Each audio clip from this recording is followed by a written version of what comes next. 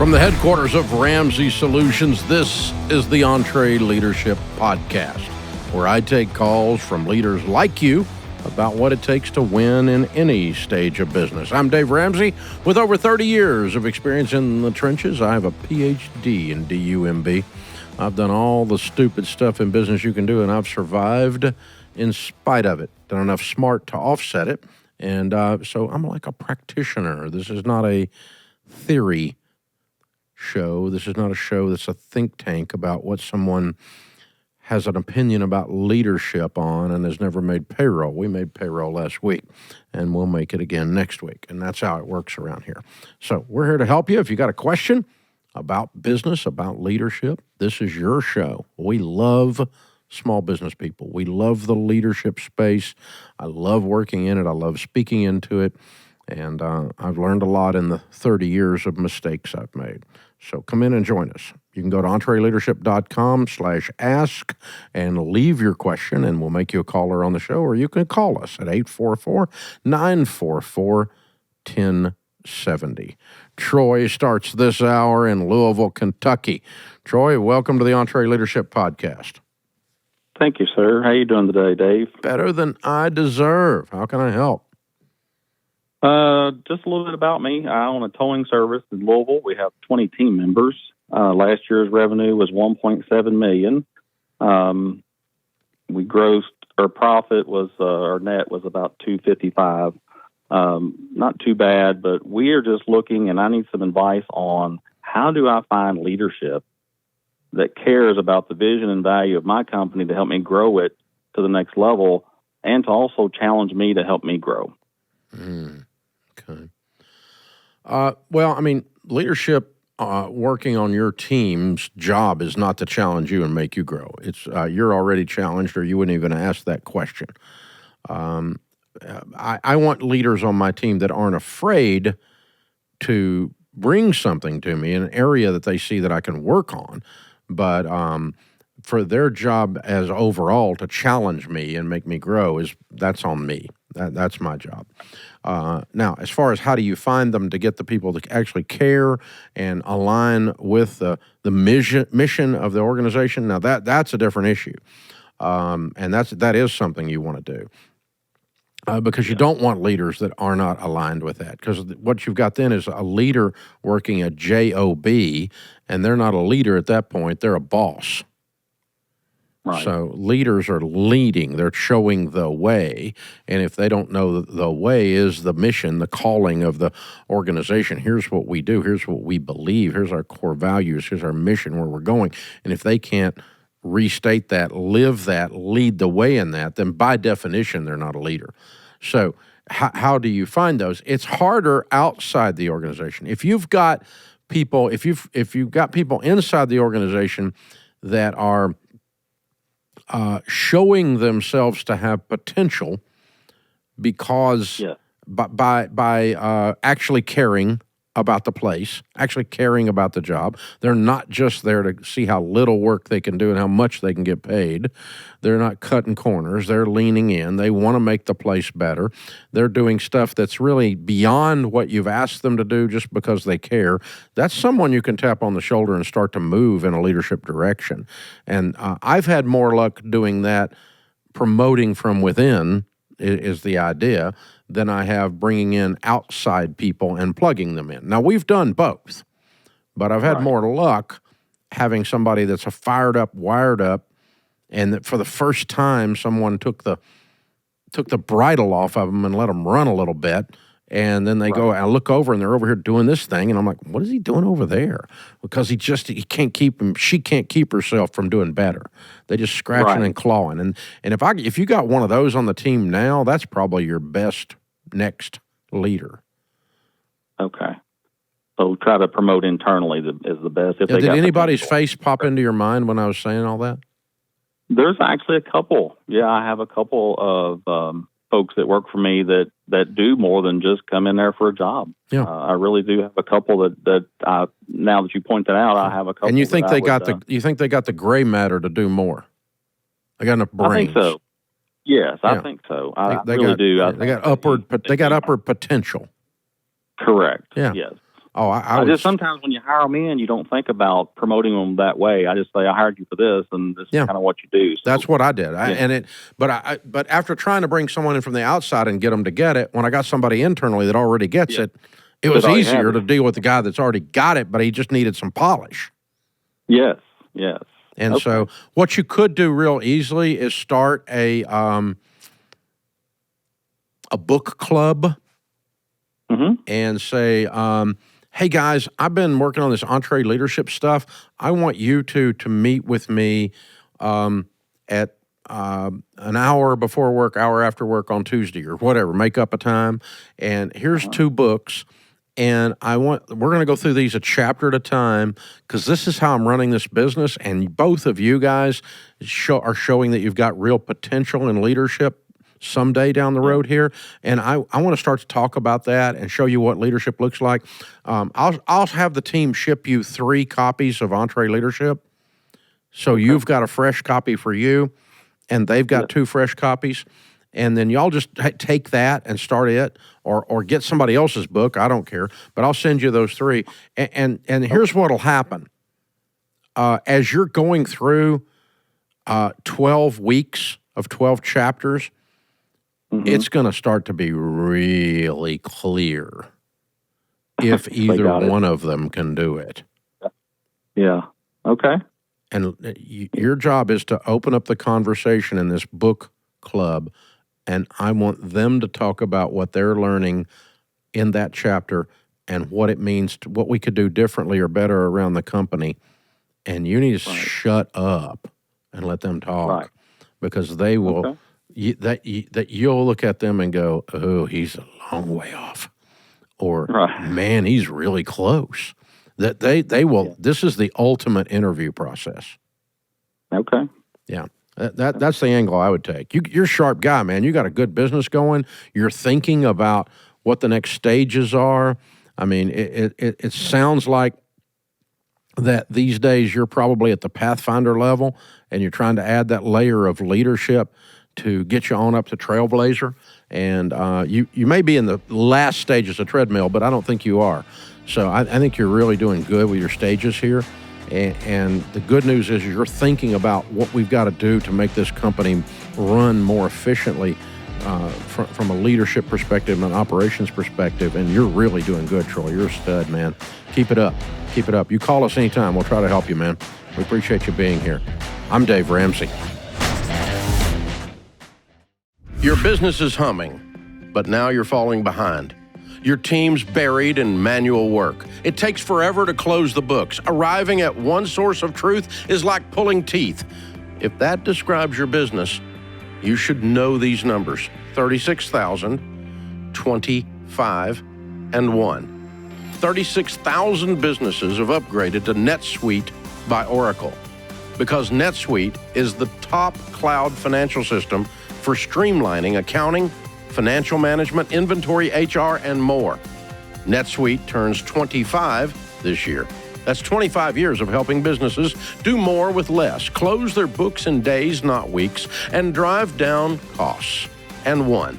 Because with NetSuite, you get a customized solution for your KPIs in one efficient system, one source of truth. You can manage risk, get reliable forecasts, and improve margins. Everything you need for better decisions, all in one place. Plus, right now, download NetSuite's KPI checklist for consistently excellent performance for free at netsuite.com/Ramsey. That's netsuite.com/Ramsey to get your own KPI checklist for free.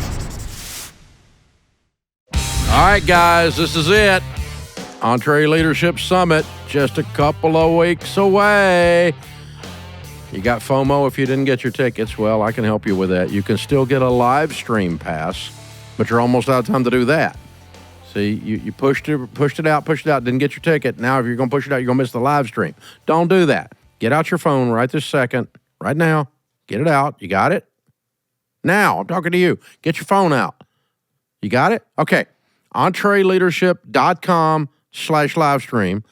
and reserve your spot on the live stream. You can tune in with 3,000 other leaders from across the globe and hear world-class speakers like best-selling author of Atomic Habits, James Clear, Coach K, Hall of Fame basketball coach, going to be with us. First female F-14 Tomcat fighter pilot, Carrie Lorenz, amazing.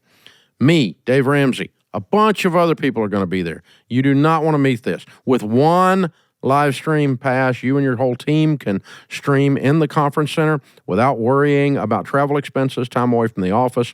You're going to get access to the replays for all your favorite talks for 60 days. Don't wait. Go to EntreLeadership.com/live stream. Lock in your live stream pass today. David is with us. David is in Chicago. Hi, David. Welcome to the Entre Podcast. What's up? Hey, David. How you doing today? Better than I deserve, sir. What's up in your world? Well, we are just a little backstory. We're a small family business based around a brand that I created in 2008. It's in the golf industry. We're a kind of an interesting accessory in the golf business. And we did around about 850 gross last year and netted about 200, actually. Wow. And we've actually grown 200% since 2017 when we nearly crashed and burned through mistakes. And we've kind of pulled ourselves up. And we have, it's myself, my wife, and 2 employees. Mm-hmm. And we're kind of a scrappy, unique little company in a large golf industry, and it's kind of a lot of fun. Mm-hmm. But that's what we do, Okay. How can I help? My question is, because I'm at the stage of life now. I'm even though I feel like I'm 27, I'm actually 62, Mm-hmm. and my wife has been with me, like I say, ever since. So the entrepreneurial journey is tough, and so my question really is, how can we retire from our business, and can we actually afford to retire, or is there another way we could perhaps do something in between? Because it's not a legacy business, and so I hate to see the brand die. Mm-hmm. But at the same time, I don't want to die doing the brand at 80 years old. Mm-hmm. I hear you. That's my dilemma when we do everything. It's 24/7. Is there not someone in that industry that would buy it? Actually, I've got an NDA in place with somebody that was interested, but it's one of these things where I don't know if our own personal situation financially is actually, thanks to you, debt-free in our life and debt-free in the business. Mm-hmm. And so that said, I was very late to the retirement party because I kind of put everything into my business. And sometimes when it looked like it was going to go down, it was, okay, we've got to sell this, do this, just to survive. And so if you had $1 million for this, you'd be okay, wouldn't you? Do you think that's a possibility? I don't know. Is Did it $1 million net $250 enough? after you were paid a basic salary, or that you got paid that's zero? Kind of like net. That's kind of like net, and because it's really net of very what? small, like of our gross profits. So we Okay, sort of end up with out of the $250, you hadn't paid rent yet. Oh no, that's everything. So we net. So we Okay. we Did you cleared do you a salary in that? Yes. How much? Within the gross, you mean? Out of that? No, I'm sorry. Okay. Did you get paid before you netted $250? No. Okay. No. So at $250, you have so far been paid zero. Yes. Okay. Yeah. So all right. We kind of Right. So basically, that's pretty much it. So the thing is probably worth somewhere between $800 and $1 million. Okay. So my strategy, and I wanted your opinion on this, Dave, is if I was to keep going for another 5 years, obviously, and then grow it, I think we can grow, over the next 5 years. Okay. Obviously, it's going to be hard work. I've got no problem with that. Then, yes, I would like to sell it. However, I've got one idea. There's a vendor that we work with who I think might be a great target to buy it. Yeah. But I don't think they can afford it right now. I'd love to know your. Who's the NDA with? The NDA is with another company in the golf industry, but it's gone quiet now because I think, so obviously either they've completely lost interest or they're just waiting for the whole interest rate economy to sort of settle down a bit, and then we can revisit. We haven't broken off the discussion, but I haven't really pursued it because I've grown like 30% since I was talking to them. So I'm quite happy to not, move on that at the moment. Mm-hmm. Okay, so it sounds to me like, on the one hand, you're worried about how you're going to retire, but on the other hand, you want to work this 3 more years. I'm let's have a plan to sell it at 65. I just wonder though, because we don't have any. I have about 120,000 in a 401k. Mm-hmm. We've only just really started to. Well, if you make $250,000 a year for 3 years, you should be able to bank some money, shouldn't you? Oh yeah. So you'd have some money in investments.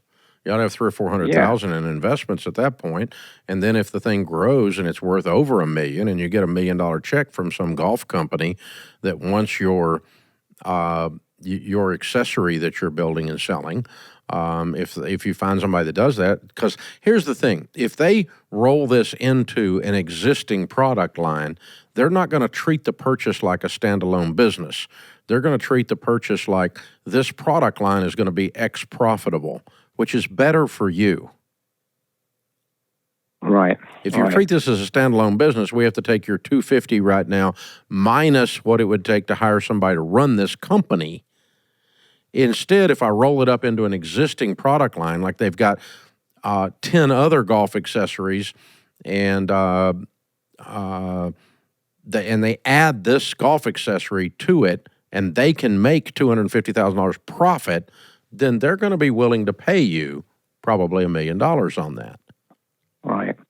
What do you think about my idea to perhaps go, if we kept a different route, so we actually kept part of the business and perhaps sold it over in a 5-year period to people that we like and we know, and it's a really good fit, even though they may not come up with a lump sum to start off with. Do you think that's kind of overcomplicating things and yes, is open to things? Okay. Yeah. Okay. Yeah. I think you're going to spend more time screwing with that than you are selling your product, and selling your product you're really good at, David. Right. I mean, you've taken it from almost broke to $1 million business now. Right. That's pretty cool. And I've got to give you a shout out though, because seriously, we discovered you just before COVID. Thank goodness, because I was doing so many things wrong, made so many stupid mistakes, and you slapped a lot of sense into me over the hours and hours that we've been listening to you. Right through the microphone. Yeah. Oh, seriously, including driving 6 hours listening to how stupid I was, and I drove my new car straight onto the used car lot and said, I want to get rid of this thing, get me, and I sold it the next day. I'm not joking, and my wife was completely in on it, and without her help, we definitely couldn't have done what we've done. And so we kind of want to have that work-life balance, and we enjoy doing what we're doing, but we just don't want to be doing it. The sooner you want to retire, the sooner you got to sell it. But you're being pulled in 2 different directions. You feel like you can maximize it and get more for it if you wait 3 years, and on the other hand, you're tired of working all the time. Right. And so you just got to decide. You got to decide which one you want to do and embrace it. But here's an interesting thing: you will lighten up the weight of all of this once you make a decision. Okay, and so if you just write it on a whiteboard, at 64 years old, April the 1st, I'm going to put this on the market, or whatever it is. I don't care. You come up, but you put a date certain that's just between you and God and your wife, right? And you just put that down there. Then the work between now and then is just to get more for it because you're blowing it up. It makes that work, that last run, easier because it's got a date certain that it's going to end. It's going to feel lighter. I like that. Yeah, and that'll give you some release. And I don't care where you put that date. It could be next year, or it can be 2 years, it could be 3 years. You decide all of that, but you and your wife need to sit down and prayerfully talk about this and say, all right, God, what do you want done with your business? Honey, what do you want to do with this business? You're tired, I'm tired, but I think if we can get that up a little more, we might get $1.5 million instead of $1 million. If we push it on a little bit, let's push. How much longer you want to push? And then the 2 of you can sit and talk about that. She may go, I'm done now. And you may go, well, I kind of am too. But do you really want to? Let's go one more year. You want to do a year? Okay, let's do a year. I don't care, but you talk about it like that, and then you can find the energy to make that last push through, and it's all just for maximization of this. The good news is the golfing world is exploding. Oh man, if one sport got the benefit of the Fauci pandemic, it was golf. It's blowing up big time. This is the EntreLeadership Podcast. As we've worked with 10 to 20,000 small businesses across America, we have clearly identified how you go through the evolution of a small business. The first thing we've identified is there are 5 distinct stages of business. The treadmill operator, where too much of the business relies on you. The pathfinder, where your lack of clear direction is what's holding you back. Then you move on to trailblazer. You lack the leaders and the plan to scale the business. One of the sweet spots is the 4th one, peak performer. And that's where your business can become too comfortable because you become very successful. And the last of the 5 stages is the legacy builder stage. And that is where you start to do what our last caller's doing. You're trying to figure out your exit. And are we selling it? Are we passing it to family? What's the plan? Now, while you're going through these 5 stages, you have 6 different areas that drive the business, some more so than others in different stages, but they're all present all the time. The 6 different stages are personal because you're the lid on your business. John Maxwell talks about that, the leadership lid, he calls it. And you're the problem. You're holding it back, but you're also the solution because you can fix this problem. Personal growth. The second driver is purpose. The business is bigger than the bottom line. What is driving this? What's our mission? What's our purpose? The third driver of business that causes business to grow and succeed is people. Building a unified team, a team you can delegate to, a strong culture. Then when you got the right people, you can actually start executing the plan. And that's strategic thought, budgets. It's executing a plan, detail. Winning is an intentional act. It doesn't occur on accident. Then and only then can you really work on the actual product. Delivering the excellence of the profits will take care of themselves. And the last of the 6 drivers is profit, and profit does occur. It's a natural byproduct of personal growth, having a clear mission and purpose, having the right people, the right plan, which leads you to the correct product, and profit will be a byproduct of that. And then you'll go through it again, and you'll get better at each, and then you get better at each, and then you get better at each, and then you get better at each. Probably one of those 6 drivers, one of the areas that gives people in particularly small business the biggest fit is the people driver. Business is easy until people get involved. And then you've got to deal with crazy and drama and sadness and betrayal and thieves and whatever else. All the negatives, but you also get the great blessing of getting to work alongside warriors who will also paint their face blue with you and fight the king until he goes down, fight the enemy, fight the dragon. And you get this great band of brothers and sisters with you, and it's worth it. So I determined several years ago in writing EntreLeadership and then in teaching this material for many years that this hiring thing is a big deal. You can't delegate the Kentucky Derby to a donkey. You have to delegate the Kentucky Derby to a thoroughbred. And so you can hire the wrong people and you can't do delegation. You can hire the wrong people and you'll have crazy in your building and you can't get nothing done with crazy. Crazy takes up a lot of air.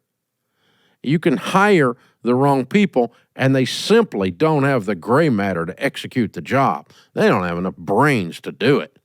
You can hire the wrong people and spend all your life messing with issues and problems and lawsuits and idiots. They're everywhere. It's crazy, y'all.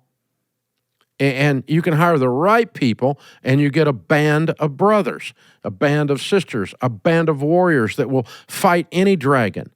And they can do things you never dreamed that could be done. They know things that you don't know. I've never written a line of code. I have 400 people on our web and tech team, and I don't know what any of them do. It's wonderful. They're so talented and so smart. And the only thing I know is it works when they do it. I like that. That's a good thing. I hired the right people. We at Ramsey have become very good at hiring. So we look at 12 different things, the 12 steps to a good hire. They're not actually steps. They're just things we do. Steps would mean they would be progressive. We call them the 12 steps to a good hire, but it's not. We're not 12 steppers. That's not what we're talking about. And there's no addiction here except I'm addicted to donkey avoidance. That's it. That's the whole thing. So the 12 steps to a good hire, if you want a copy of this sheet, just hit the show notes, and we're going to put it in there. It's free to you. But I'm going to walk through it for a second just because it's such a big deal. This people driver in the different 5 stages has different issues with it, but man, you can't delegate until you get the right people. You can't create culture until you get the right people. You can't get production at the level you want it until you get the right people. It's everything. So we're Christians, so our first step is prayer. Lord, you ask us to do this work. Please send us the right people. And Lord, keep your crazy children away. Because, Lord, some of your children are nuts. And he knows that. And he knows who belongs here and who doesn't. So I'm asking him for help. The second thing we do is we get referrals. Internal referrals. If you have people on your team that are thoroughbreds, at this stage of my life, I've got 1,100 people on this team, and somewhere around 1,100 of them are thoroughbreds. So it's all there. So guess who thoroughbreds run around with in their off time? Guess who they go to church with? Guess who they know in the industry that they're in? Other thoroughbreds. They also can identify a donkey and avoid them because they don't want to work with donkeys. They're a thoroughbred. So they're not going to refer donkeys into the organization because they'll have to work with them. And they like working with thoroughbreds. Thoroughbreds and donkeys in the same barn creates a mess. You frustrate the donkeys because a thoroughbred's very presence will reveal a donkey's donkeyness. And just by being in the barn with them, you go, oh, that's a donkey. And you might not have noticed it if it wasn't standing beside a thoroughbred, but now the thoroughbred's there, so they don't mix well. And donkeys don't like thoroughbreds because they expose their donkeyness. Thoroughbreds don't like donkeys because donkeys are donkeys. They don't do nothing. They don't care. They sit around and go, well, the boss is an idiot, and I'm going to not work much, and I'm a quiet quitter, and all this other bull crap. All right? And so you just don't want to deal with that. So you want your thoroughbreds to bring you other thoroughbreds. We pay $500 cash to a team member that refers someone who goes through the interview process, gets hired, and stays 90 days. And I stand up in staff meeting and count off $500 cash, and I have everyone that's getting it stand up, and they've got $500 cash in their hand, and all 1,100 people count 1, 2, 3, 4, 5, while I peel off those Uncle Benjamins so that we make a visual, emotional representation that referrals matter, and your opinion, if you work here, on someone else coming to work here is a $500 opinion. We think it's awesome. We get some of our best people from our best people. That's how you hire. Number 3, the 30-minute drive-by interview.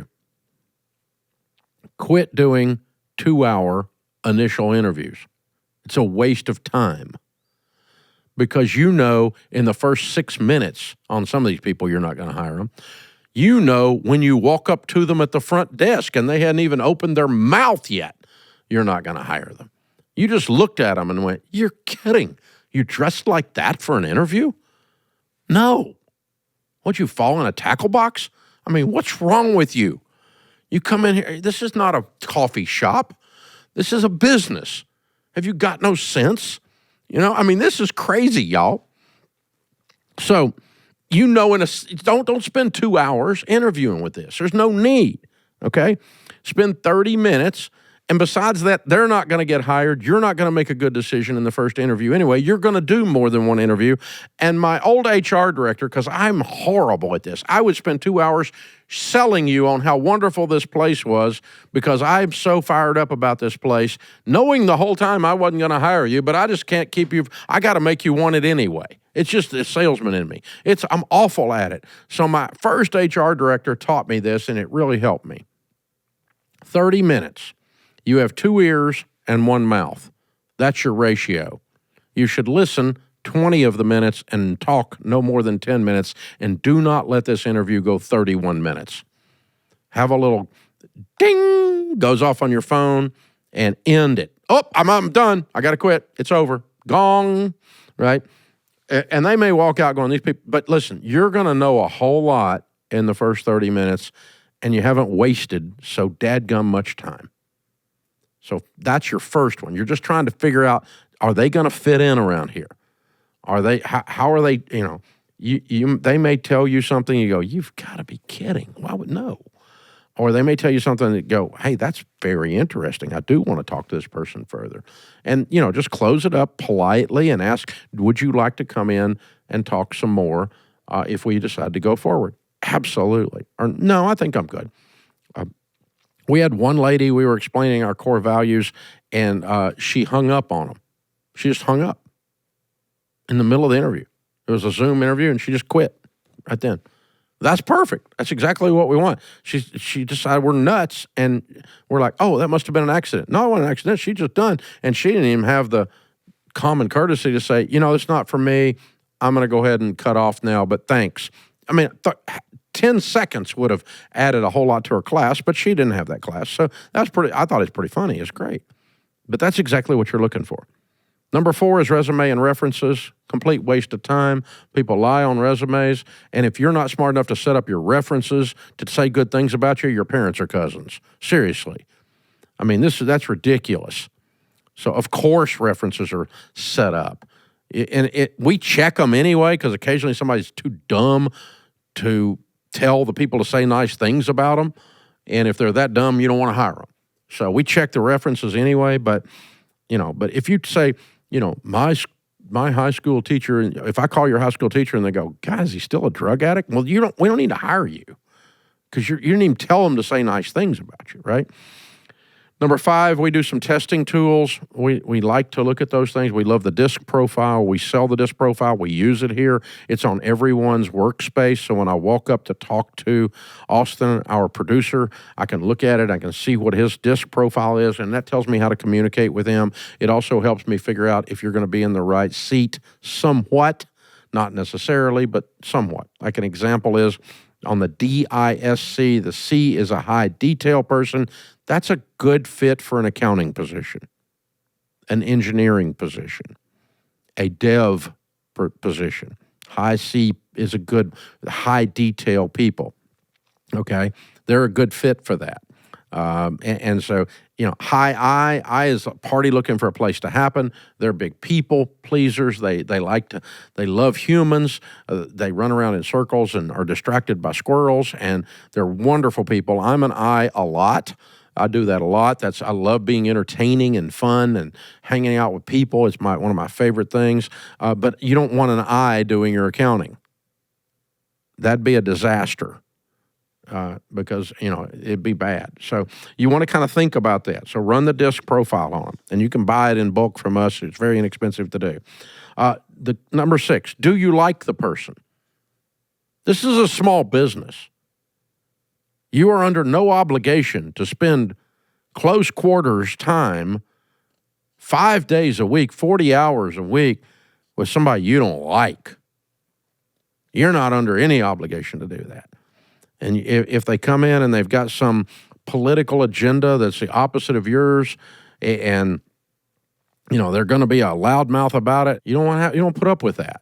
As an example, okay, or they're just an abrasive personality, or they're, if you just really don't hire them. You're under no they're really good at their job, yeah, but you don't like them, and you're going to spend all your time with somebody you don't like. That's dumb. Don't do that. Number 7, do they light up when they talk about the position? Are they fired up and passionate about it? That's a big deal. Number 8, we have them do a personal budget, not because we're Dave Ramsey, but because we want to make sure they can live on what we're paying. Because as soon as you hire someone who can't live on what you're paying, regardless of what you're paying, you could be paying $200,000, they need $250,000. You could be paying $90,000 and they need $120,000. If they can't live on what you're paying, 100% of the time, within 120 days, you're going to be a greedy jerk boss who underpays people because they're financially stressed because they took a job they can't live on. And it's going to be your fault. It is your fault. You shouldn't have hired them because they can't live on what you're paying. You have a responsibility to pay people what they can live on and not hire people who can't live on what you're paying, because you're putting them in an untenable position. They're going to be unhappy, and they're going to gripe about you, and then you're going to be shocked. Well, don't be shocked. I predicted it right here, just now. Number 9, compensation calculation, benefits, policy reviews. We go over all that stuff in the interview process, of course, and people need to know that. But let me tell you, if they lead in the 30-minute interview, the first question out of their mouth is, how much y'all pay? How's your benefits? How much time I get off? They're there for what they can take, not what they can give. They're a taker, not a giver. Don't continue the interview. So if the first thing out of their mouth is what they're going to get, it's a valid question. But if the first thing out of their mouth is what they're going to get, you're never going to make these people happy because they're there for what they can get from you. They're not there to add value. Number 10, have a clear job description. We call it a KRA, a key results area. If you do these 3 things, you're winning. If you don't do these 3 things, you're not winning in this job. Is this a job that sounds fun to you? Number 11, famous for this, get a lot of criticism for this, don't really care, spousal interview. Everyone that's hired here, the final interview is you go to dinner with the leader of that area and their spouse and you and your spouse. And you just have dinner. And you just talk. No big test. The spouse is not being tested, nothing like that. But your spouse, in my case in the early days, my wife Sharon, is probably not going to talk a lot. She doesn't talk a lot at these things. She just sits there. But she takes everything in. And then when we're driving away, I ask her not what she thinks, but I ask her, how do you feel? Because Sharon's from the hills of East Tennessee. And the word feeling is a 7-syllable word. She has a feeling. If Sharon has a bad feeling, we don't hire you. Because her bad feelings are 100% accurate. She never misses. And she almost never plays that card. 1 time out of 100, she'll say, I don't feel good about this guy. I don't feel good about that girl. I don't know what it is. I can't put my finger on it. Maybe they're just supposed to be somewhere else. Maybe they're a bad person, but I can't tell you what it is, but I don't feel. Every time I violate that, I get crazy in my building. And I got to deal with a donkey because I didn't listen to my wife. Who can find a virtuous wife? For her worth is far above rubies. The heart of her husband safely trusts her, and he will have no lack of gain. I would submit to you that Dave Ramsey in the last 30 years has had no lack of gain. My gains have been mind-blowing. It blows my mind when I look at it. And if you were looking in from the outside, it should blow your mind. My gains are amazing because I've got a virtuous wife, and I actually want to know how she feels about a hire or any other major decision before we make it. And I've made some really good decisions because of that. And I used to do everything without talking to her. Oh, huge mistake. Because, see, the preacher said, and now you are one. So now you have one brain. And when you do it without talking to your spouse, you're only using half your brain. See, that screws up the whole formula. The last thing is when you do get hired, we, the company, are on a 90-day probation. We're onboarding 6 new team members this week. I talked to them this morning. They were in the onboarding. I sat down and talked to them. I talked to them on Monday morning when they came in, introduced myself. Then I went and sat in their first hour of onboarding this morning. And The company is on probation. You're asking yourself in the first 90 days, do I fit in here? Is this a good decision? Did I do the right thing? And you're on probation. We're asking ourselves, did we make a mistake bringing you in here? Is this a right hire? And we have had people in the first 3 weeks working here go, I made a mistake. And they hit eject. And that's, you know what, that's better than putting 2 years of investment into you. I don't like hiring you and then you eject. That means we made a bad hire. Somebody didn't do a good job in the interview process, but I would rather have you eject in the first 90 days than in the first 9 months. It costs us less. It's less because you don't really do anything that's of value in the first 90 days. The first 90 days, the amount of good you do versus what you're being paid is out of balance.